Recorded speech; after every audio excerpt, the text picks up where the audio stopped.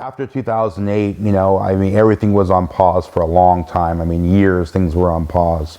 And once I was able to, get some solid ground under myself again, get into a new property, start seeing my children again, it was then time to start focusing on more back on work again.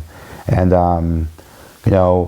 I did a lot of self-help, which I just want to talk about for a moment because, I didn't realize the value of self-help at the time, but I'll be speaking about this soon. But mental health is a serious challenge for a lot of people, and I've struggled myself with mental health, and it was new territory for me. It was scary, and I think a lot of men, we don't want to speak about this, right? Because it's it's not masculine, it's not sexy, it doesn't make us feel like a man. It's like people see a man and we're supposed to be this strong beast, but how do we feel on the inside? And unfortunately, during 2008, I saw a lot of horrific things. And one of my close friends jumped out of the window of his building because mentally he could not go home and face his wife and kids and say, look, I failed.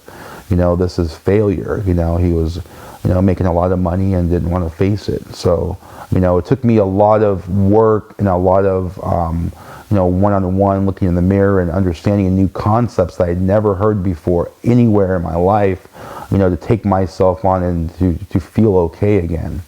And so, between the years of 2008 and 2011, I really took that challenge on.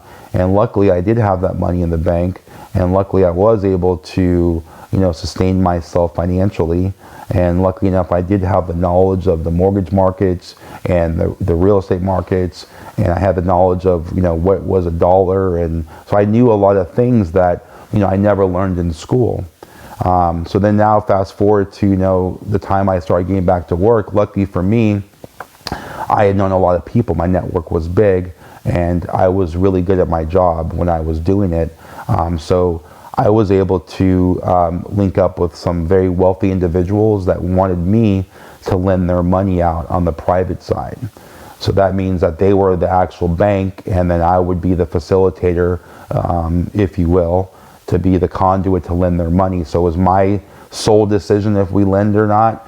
It was my due diligence on the property and the people if we lend or not. And they saw an opportunity to lend at a very high cost and for them to make great returns. So luckily for me that I took that task on.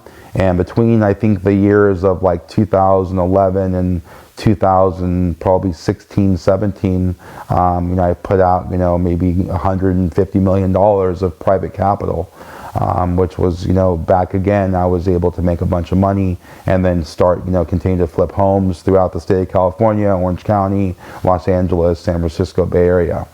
So that was very good for me. But it was a very trying time. And then, of course, looking at the regular mortgage markets, things were changing dramatically. I mean, it was full doc only. So now those loans I talked about before, those stated income loans, are now gone. No more of those. It was full documentation. It was very, very strict.